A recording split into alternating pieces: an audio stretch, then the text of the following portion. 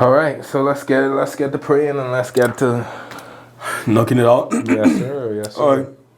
Father, we thank you for this privilege again to have discussions, and we put you in the midst of whatever discussion we're having. So we pray you help to lead this conversation, and as we talk about current affairs and public things going on, we pray you give us the wisdom and the insights to be able to share with people correctly in Jesus' name. Amen. Amen and amen. Yeah. Amen. Welcome back to the podcast, the Spongecast, I should say. Yeah. For those of you that are new here, what this Spongecast is all about, it's all about soaking in wisdom and knowledge in terms of business, finance, health, wealth, That's right. fitness, and also talking about current events in hopes to seek a deeper and broader understanding about the world, and also to seek a deeper and broader understanding, most importantly, about yourself. So I'd like to start off with this quote that I found, and I want us to talk about it here right quick. It says, "The key to freedom is knowledge. The key to knowledge is truth. The key to truth is the maker." You get that? You want me to say it again? I got it. Got You it. get that? I want us to speak about that a little bit. And The key to freedom is knowledge. The key to knowledge is the truth. The truth. key to the truth is the maker. it's the maker, Yeah. which is, the Father himself. So let's talk about that. What do you get? How do you feel about that quote? What do you get from that quote? And let's talk about it a little bit. How do you Well, feel about that? I know I always have to put you on the spot, that's all right with me. That don't bother me. first and foremost. Like the key to knowledge is like, if you're going, a lot of people want to make up their own truth, right? And I feel when you make up your own truth, you don't have knowledge. It's like you coming up and saying, you know what, 2 plus 3 is going to equals 8, and I want to stick to it. Right? That's you making up your own truth. It's false truth, right? But if you're going to have real knowledge, and knowledge makes things work, right? If you've got real knowledge, things are going to work. In order for you to have real knowledge, you got to have the truth. And in order for you to have the truth, you got to know who made the truth. You get what I mean? Like if you want to know how this thing work, you can't get that knowledge from anywhere. You got to know. You got to go to the maker, The manufacturer. the manufacturer, and you get the menu and tell you this is how A plus B is supposed to be, and this is what B and D was supposed to be. And we know that in the Christian faith, like as the Bible, as our manual for life, right? Yeah. Yeah. So You that's believe my that simple take, brother. The true truth to life is in the manual, which is the Bible. Yeah. True. And the truth sets you free. I got that. Right. Makes And sense. the truth comes. I don't want to go into a side note of preaching, but the truth comes with where the Spirit of God is, there's freedom. But that's what the Spirit of God does. It opens the truth to you. He opens the truth to you. And as he opens the truth to you, there's freedom. You get knowledge, you get insight, you see the things you don't see before, you see different from a different angle, and that brings peace. And it's that peace that brings freedom. Yeah. See, but some people would be like, "Oh, I don't want to follow the ways of the Bible, or I don't want to follow Christianity because they want to do it their way." That's you know right. what I'm saying? And some people believe that their way is freedom. Oh, I get the freedom to do whatever I want to do. Yeah, that's okay. So speak about that. How could you tell those people that that's not really freedom? And how is that not freedom? By doing things your way rather than doing things his way. Well, my way, the way I tried, like, see, I'm not the most intellectual Philosopher. orator that I can explain everything to you, right? Yeah. So I'm never coming from a place where I'm counting on myself to explain to you, right? I just want to tell you, and that's okay. I'm not counting on me being able to convince you Yeah. That's not it, right? Like, and I'll share a quick story, right? Like my friend Brandy, who we lived together in the house or everything, we always go back and forth and talk about the Bible or talk about the Christian faith or anything. Is she a Christian? No, she's not. She's an atheist. She's whichever thing she is. I don't know, but most likely she's a atheist, right? Yeah. And never in any of those discussions was my thought process to convert her or change her or anything. I'm just giving you what has worked for me. I'm saying this is me and this is you. We're in the same place. We face the same challenges of life. We get tired, we get lazy, we get depressed, we suffer from demotivation. We do this, we do that. I'm not Batman. That's Batman. So I'm only pointing you. And my goal is in that someday, somehow, you get to that position where one day you'll be like, you know what, let me give this thing Chris said a shot. Might not be today, might not be next year, it might not be 10 years from now. It's just planting the seed. Just planting the seed. So watering the seed. And if I get in a position where I got to water a seed that's been planted before, I'll do that too. But I'm not looking at giving the harvest. I believe the Spirit of God is the one that convicts the heart and changes that, you know? Yeah. So as I said, I got a message from Brandy one like a day ago or 2 days ago, and she said, "Hey, I have these people coming to talk to me about God, and I'm gonna I'm gonna sit down with these few people to discuss about God and Christian faith." And I'm like, I've done my part already, and I just talked to her and I say, "All the best, Brandy. Have fun with it, man. You guys enjoy your time." And these people will take them from there, but she's getting opened, right? And it's God that's gonna open her up, right? So I'm not, I never come, and I'm like, you know what? If you want to challenge God, challenge God. Take it to God. Like, I'm not God. Like, God is big enough to take care of himself. Like, what you think is my words that are going to, change how you perceive God or everything. If God wants to show up to you, he going to show up to you whatever way. On the road, in the burning bush, under the water, in the dream, whatever way. In the mouth of the water. On top of the water. Walking on the water. Inside the shack mouth. Splitting the water. And God going to show up. Yeah. Right? So that's not my obligation. My thing is just to share my testimony with you. Like, this is where I come from. This is who I've been. And this is how my life has been transformed. Yeah. So that's a good way of not answering the question, but answering the question. But answering the question, because I don't sit down and have a discussion back and forth with people on that's your own freedom. I'm like, okay, if that's your own freedom, like, that's fine. If that's working for you now, that's okay. But it's working for you. I push back on that because, like, you know, God gave you the knowledge to share it.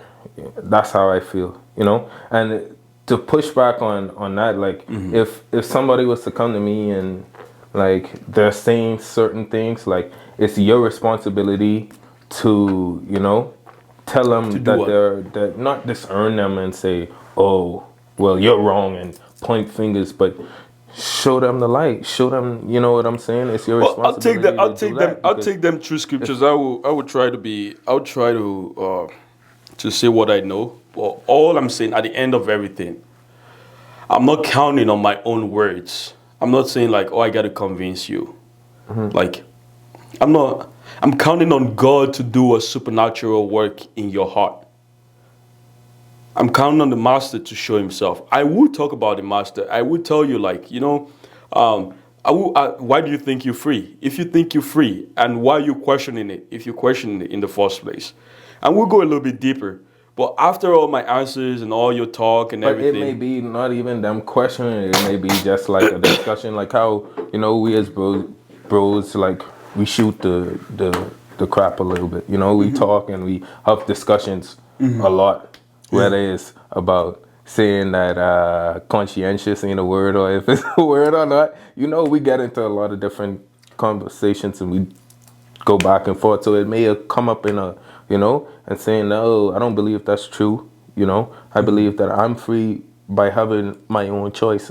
And it may not be them questioning it. It may just be like, "Oh, it just came up in conversation of us talking and having a conversation." And not a conversation, but a civil discourse, or even not a non-civil discourse, you know. So I feel like it's our responsibility and our duty as people of faith to you know. Because if a person thinks Sure. that's freedom for them, if a person thinks that's freedom, like they already have freedom, like, and you never, like, I'm already free, which is most likely it's a lie. Like, we as human beings, we know, like, things are hard. Like, there's no, you can have $1 billion and you're still not free, Yeah. right? Like, it's only when you submit totally to God and you know deep inside you, like, if you can have $1 billion and if you don't know your maker, you still wake up in the morning like, why am I here? Why do I have all this money? Yeah. You question things a lot. Yeah. So when you having that question, if you want to lie to yourself and that's okay with you lying to yourself, what I'm saying is I'm okay with you lying to yourself. What I would say to that person is, you know, many are the ways of a man's heart, but it's God's plans that prevail.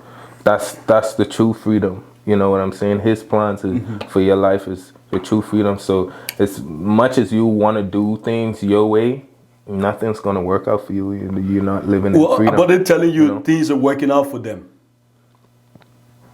It may seem like it's working out for them. Nah. It may seem like so it's working it's out something for like that, right? I'll be like, okay, it's working out for you now.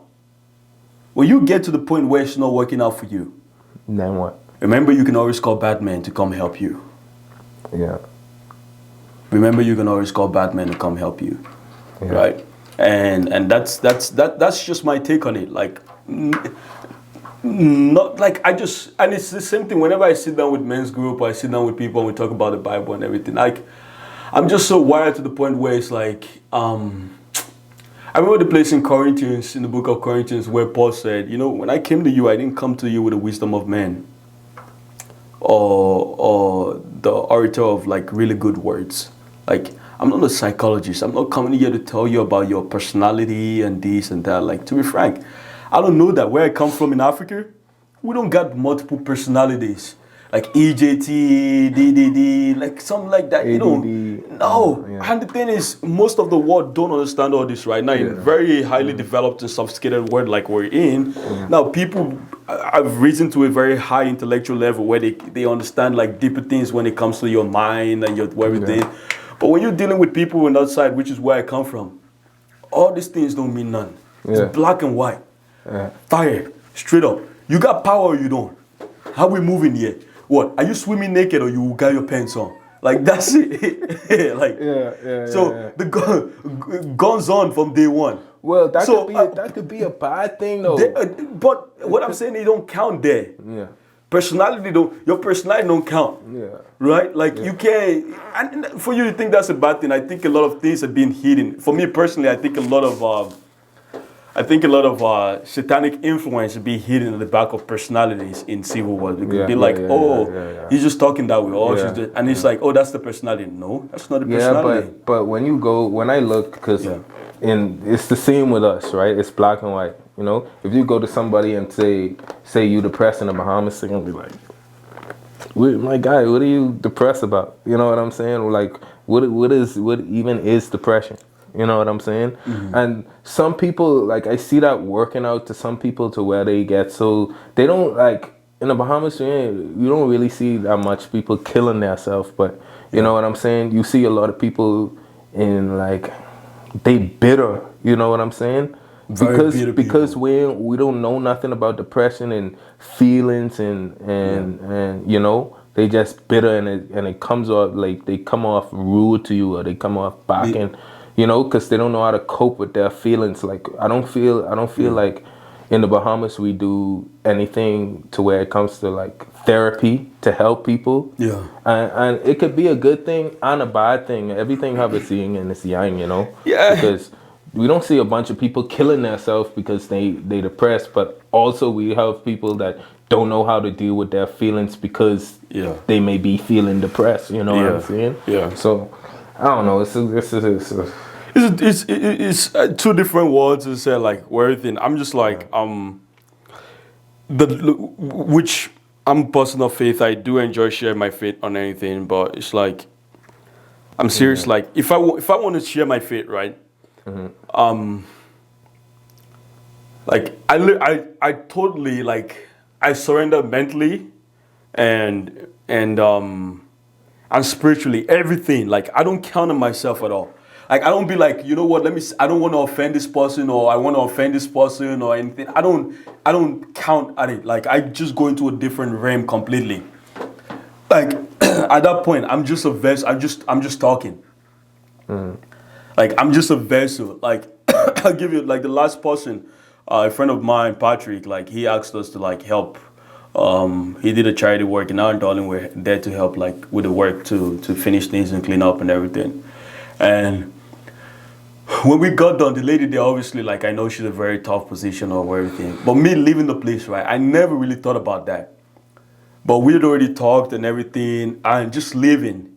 Like I didn't even think of hugging her or anything, but just my body just go and hug her and say, "Love you, hope to see you again." And when I walk out the door, I'm like, I didn't process that. I didn't say, oh, should I say that or should I not say that or everything. It's like that just come on me. Like I just walk. It's like something took possession of my body and did that. And for me, when I talk to people about God, because it's too much burden for me to carry, for me to be the one like going in your mind and trying to figure out things. I'm not that guy. Maybe now there are people that are very psychological and they can go and they want to sit down with you and everything, and that's the way God engraces them. Jordan Peterson. And that's the way God engraces them to function, and they got all the big words and everything, and they can function from there. No, I function from a place of power. Like I function from a place of power. It's like the way Elijah said, get your God, I'm gonna get my God, we're gonna stay, you make an altar, and then we're gonna call and we're gonna see who's gonna answer. No hard feelings, right? It's simple. Now, that's borderline aggressive. Passive aggressive. But it saves us time and everything. Yeah. Right? Like, it's like, it's so, but I'm not even going that far. Like, I'm just saying, like, if this is where you are, I'm okay with you being there. I'm not trying to convince you. Yeah. I'm not trying to sell you anything. Yeah. I'm just telling you, if you get to this point, consider this an option. How about that? Yeah, I feel like. Yeah. With my friends though, I feel like anytime I'm talking to, because there's many people in my life that I feel like I may not have converted them or anything like that, but anytime I had the chance to shed some light, I did that. When it came to like Kayvon and Titus and all of them, they didn't really believe in God, you know. That's okay. My friend Daniel Henry we had many discussions about things like that. He didn't really believe in God, you know. But because of who I am and because of what I believe God placed me in their life for, there's many times I sit down and have discussions with them about certain things and get their perspective and how they feel about certain things. Yeah. And I talk to them about that, you know what I'm saying? And by God's grace, I feel like most of them, like I did what I had to do, you know? So whether it's, I mean, like you said, it's two different dynamics, you know. You come from a place of power. Yes, you telling them, and then if they don't. Well, now the way you did it, you'd be like, yes, you telling them. I'm not even doing that. Like you telling them, and this is what it is. Like this worked for me. It didn't have to work for you like that. But this what I'm just telling you what worked for me. You know, that's how like I kind of perceive like what you were saying. Testimony, just testimony. Yeah, and if it's up to them to believe or not believe, but I feel like. Well, I don't even think it's up to them. I think now after I've shared the testimony, God starts doing the work in their life with that, right? Like the gospel is a testimony of what God did, like how God came down from heaven and through the miracle of a virgin conception, like came down and died and everything. It's like I understand. I mean, sorry for. But I'm also a very powerful. Like when I talk, and I'm sharing with someone or everything, like. It's a gift. God has the way He gives every one of them. If I decide to come from that place where it will be very ineffective, but if I come from the place I'm coming from the power place, no wonder my first name is Power. But if you coming from the first from that place, for me, if I'm coming from that, I'm more like a Swiss Army knife trying to do the thing of a Swiss Army knife instead of coming and trying to do the thing of a scissors. Like it's different. Of a butter knife. Or of a butter knife or this. Like everything. Like, you know, like this is what I'm built for, to cut. Yeah. And I'm not all in your face and roughing you up and everything. As a matter of fact, I'm even coming from a place of empathy. And I give you as much time as you need. Yeah. If you need 20 years, you have 20 years, my friend. But what I'm saying is, I feel like with me, how you think a Swift Army knife is going to be used as a Swift Army knife. But I feel like if you don't come off on a place of like relatability and like trying to like with compassion and trying to understand and get on why they thinking the way they thinking. Yeah. You know what I'm saying? Then they won't respect you enough to hear what you're saying. It's just gonna be like a discourse, or you know what I'm saying? They giving their part and you giving your part, you know? So now it's just like a battle whereas it could be as you coming off like, okay, hey, let me understand what you think, how you think about the world, and then try and find some relatability in that, and then say, oh, I relate on that. I understand why you're thinking the way you're thinking. You know what I'm saying? But now let me try and understand why I think the way I think. You're trying to understand the way you think? No. That person who don't believe, you know what I'm saying? Oh, they believe that you try to understand why I'm thinking the way I'm thinking now. Like, yeah, I feel like they have more respect and like hear me out because I heard them out, and I try and understand them and how they think, and then they're like, oh, this person actually listened to me. You know what I'm saying? That's okay. That's a different thing completely. You gotta listen to people, hear them out. Hear what they're saying, hear their frustrations, hear their crying, hug them. That's what I'm saying. Dude, that's fine. There's no problem. There's nothing wrong there. You got to do that. But that's not you trying to argue or debate with them or convince them. Now, there are people this is what I'm saying. There are people that argue and debate with people, or will go into a discourse, an intense discourse or everything. I'm saying I don't really like. I'm not gifted for that, and I understand my giftings. The Bible says to everyone was given different gifts. We all have different giftings, right? Yeah. The problem is I just know who I am. And I know how I can. And to be frank, like yesterday I just had a conversation with a guy, and at the end of the whole thing, he goes, you know what, this same thing I told you, I told it to maybe 10, 12 of my friends. No one has ever challenged you like no one has ever challenged me. No one has ever given me a perspective like you did. Because you challenged me. I said, that's what I am. I'm not there to butter you up. Someone else is there for that position. I'm not going to leave my job and do another guy's job. That's me taking away. That's me trying to be God. We got some current events to talk about today. What are we talking about? We're talking about California. It's on again. All right, sounds good. And we're back. Is it pedophiles or just prisoners? Yeah, they've been in the, most of them, this article they found, and this with the Daily Mail, they did a research, was they found that like people who was convicted of lewd and lascivious acts of children under the age of 14, they were released from prison like within like just serving under a year in prison. And that's, we're going to talk about that. We're going to talk about BRITNey Griner and the prison SWAT with the Merchant of Death. Yeah. As Trump referred to him. Yeah. That's his name. That was actually his name. That was his name? Yeah, that's his nickname. The Merchant of Death. Yeah. The CIA and all them, the US. The FBI named him the Merchant of Death because he responsible for a lot of arms trading around the world, especially the illegal ones. Yeah. I actually did watch an interview on him. Yeah, he had on Russian TV. He talked about America and he talked about how much compassion he feels for America. Really? And how much pity. Like America is just in a really bad place. and it wasn't about him. He said, if you were in that situation I was in, you will.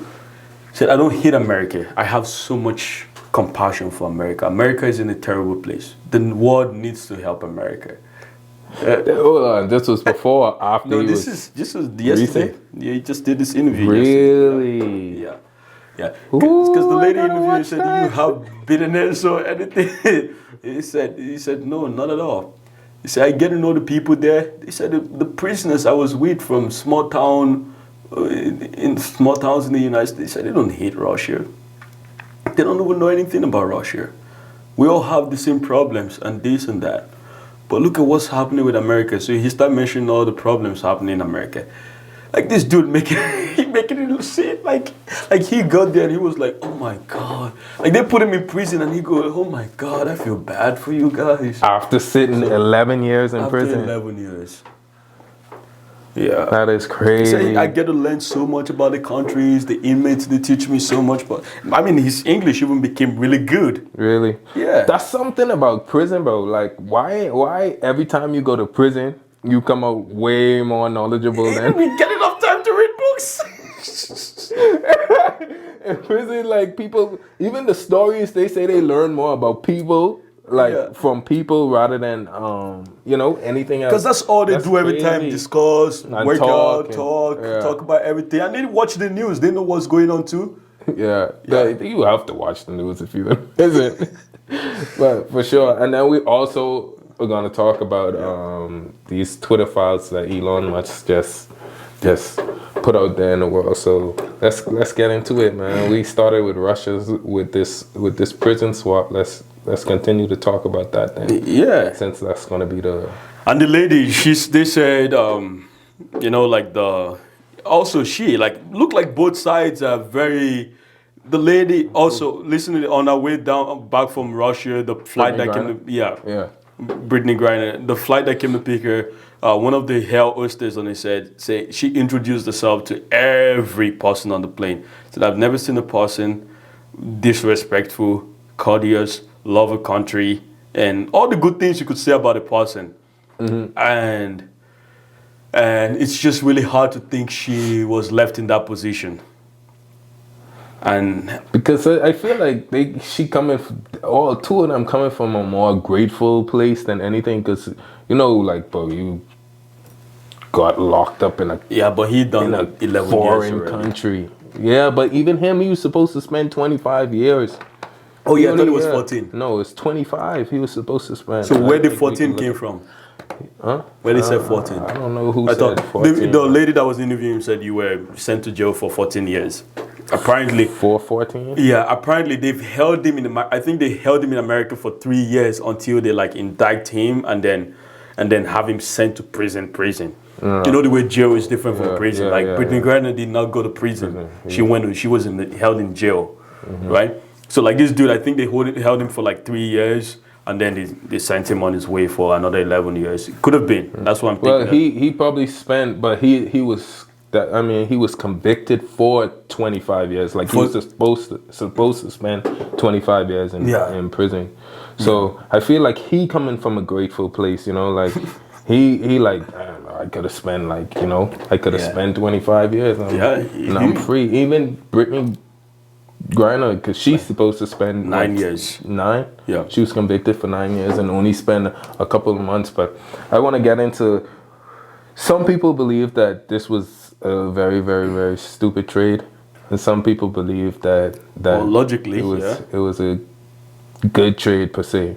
So I want to get your feelings on it. What do you think about the trade? Well, it's not my feelings. What's your feelings about it? What do you feel about it?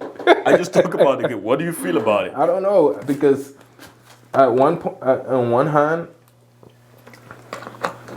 I agree with you. Like logically, it don't make no sense. This guy is an arms dealer.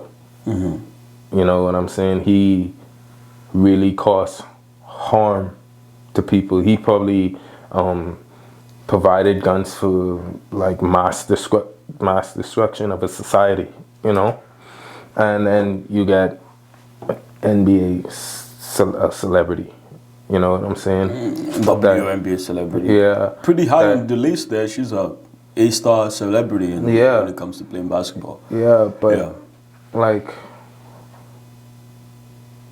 on top of that, it's the height of a war that's going on in Russia. Yeah. So Russia, I bet Russia wanted this trade to happen. You know what I'm saying? Mm-hmm. So if they wanted the trade to happen, then I feel like the United States held the upper hand. Yeah. You know what I'm saying? To get whoever they wanted to get out of Russia, because they wanted this trade to happen. Mm-hmm. But Russia wanted this trade to happen, and they were telling the United States, look, we only giving you Brittney Griner. You know, you come in proposing what you want, and you only getting, and you telling them the whatever you want to call it of the proposal. Hey, we want this trade to happen. We want this person out, but we only giving you this person. Yeah. And if I was the United States, you know, I would have been like, all right, if you really want him so bad, I don't only want you to give me Brittney Griner. We need this other person as well. This person who got convicted. But the thing with it is Russia did not. So when you come to negotiation, who calls the room to negotiation? Right? The person that calls the room to the negotiation, you're already coming with a short hand if you're the one that called the room to a negotiation first, right? So Russia called the room to a negotiation. America called the room to a negotiation. They were probably like, you know what, we don't need that guy anyways. Like, we don't really care about him. But that's the only one we're going to get if you're going to get this guy. So they set the terms, as you said. And I thought America should have been willing to flip that table around. Like, they should have just flipped that table around. But it's really hard to flip that table around. It's really hard. You got to have like people that are really good in negotiation. And that was one thing the Trump administration had. They had like business people that like done billions of dollars in negotiation. So you believe if Trump was there, it would have been a different turnout? If Trump was there, they're not holding that girl. You feel like he was gonna get that girl automatic, but they're not holding her. With Trump being in office, Trump and Vladimir Putin, they were kind of like in cahoots, like they were familiarized with each other. Biden and Putin, they were not familiarized with each other. Trump went to visit Russia, right? They met somewhere in Singapore or something like that. Okay, so they had some type of familiar. Well, these are what powers. Like, what do people want? What do people want? Do they want like the United States president to be fighting with every head of region? Because when you're talking about Russia, right? You're not talking about the president of Mexico or the president of Canada. No. You're talking about the Soviet Union.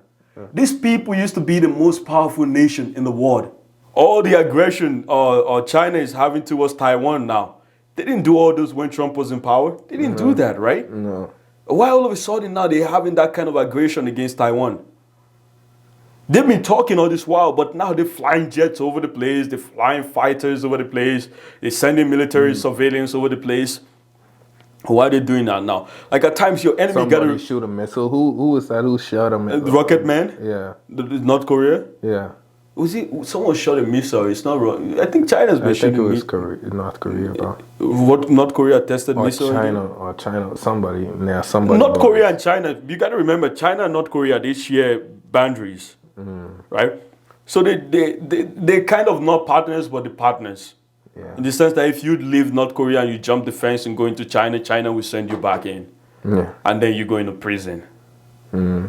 Right now, but if you leave and you mistake and you jump into South Korea will save you. If Trump win the 2024 election, I don't know if he's gonna win it.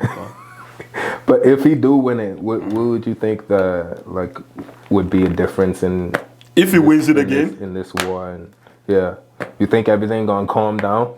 The war? Everything gonna subside? Yeah, with Russia and Ukraine, and then China bigging up their chest now. You think? Well, if I knew, most likely I should be on the advisory board too or something.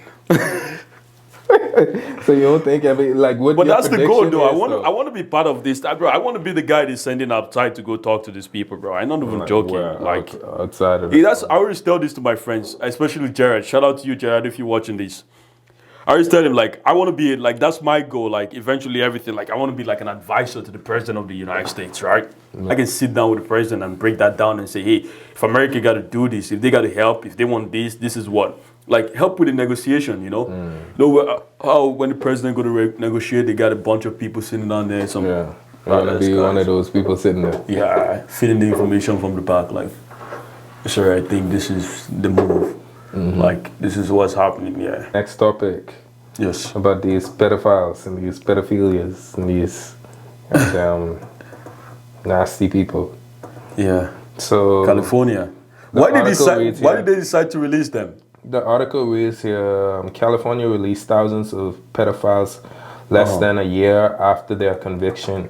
Really? The data shows. It says thousands of convicted pedophiles in California have been released from prison after spending less than 1 year in prison. The recent statistics clearly shows that pedophiles don't get reform. They're going to come out and they're going to commit the same acts they were saying. They're saying using California's Megan lawsuit websites, the Daily Mail found out that there were more than 7,000 sex offenders convicted for lewd and lascivious acts with a child under the age of 14. But lewd act is like doing weird stuff, like just Yeah. showing something to the kid, or like you get what I mean, like Yeah. just So, which there's a bunch of them in California, a lot, there's a lot of them. California is just too woke, and their wokeism is what it is, man. It's whatever. I really don't bother with it. But all these things going on in California, right? And from the data, you could see that many people is leaving California, but yet they have this guy in the media being somebody of, you know, somebody that's supposed to run for president as well, you know. So why do you think the media, why are they pushing him like that? You know, why are they pushing him to be this good person of society? Because he's woke. Because that's what today in America, like about 25 to 30% of people really think that's right. Like everything is woke. Like everything is just, I don't get it, but that's the world we live in. We live in a country that's very culturally, ideologically. I doubt if you will find any place on earth that is more ideologically segregated than America. It's just too much. There's no competition for it. Yeah. Like people are not on the same page.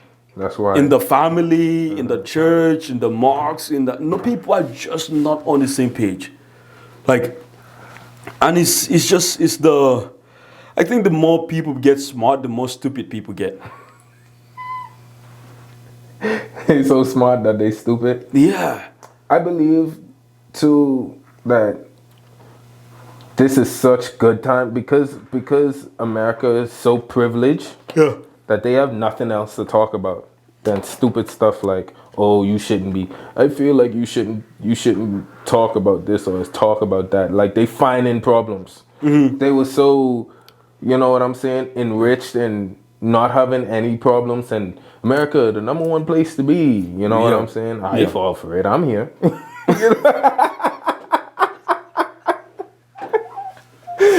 We fall for it, right?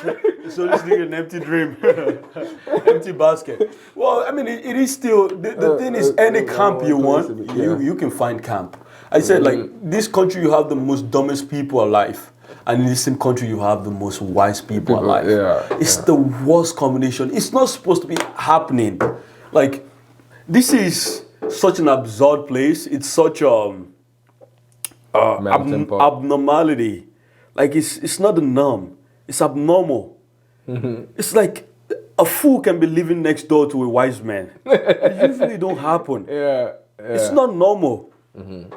It's like that FTX campaign. I'm back with free. It's the campaign where he said, even the stupid people we vote. He said, yeah, the stupid people vote too. I never That was seen nothing like FTX that. advertisement. It's because it was such good times in America Mm-hmm. that now all the soft people, they want to come out and talk about all these.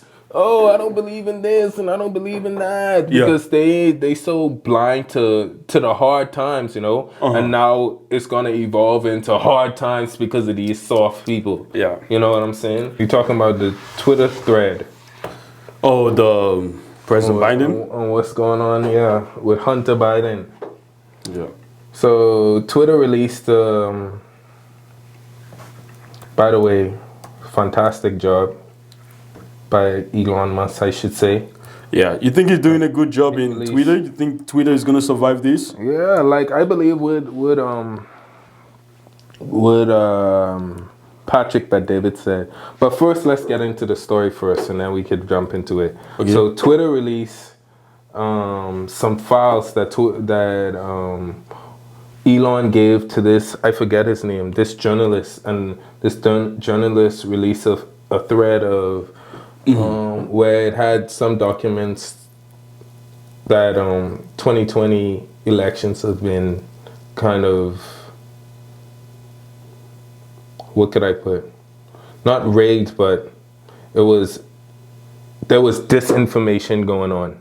Yeah. Because they released files to where the Hunter Biden laptop stories were being disseminated from all.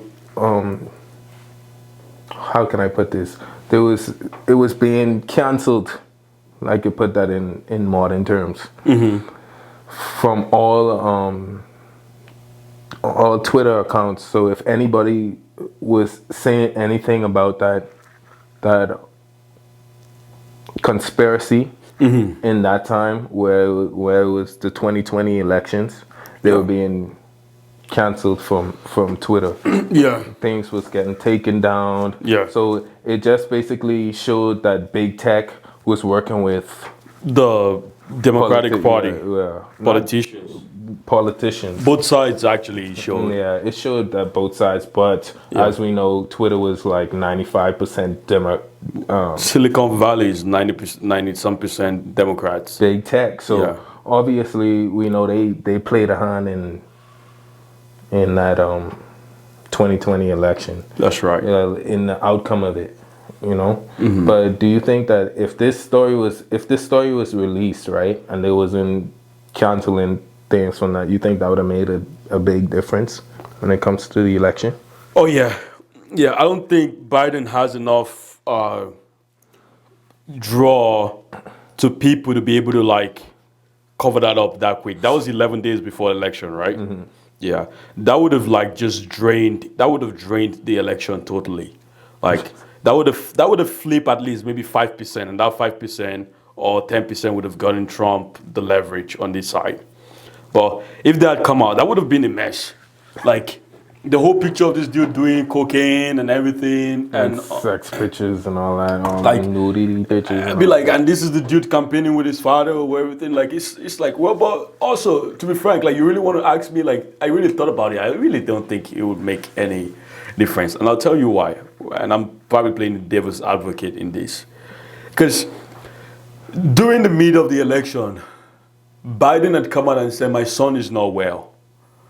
And as a father, I have an obligation to be able to like help him and take care of him.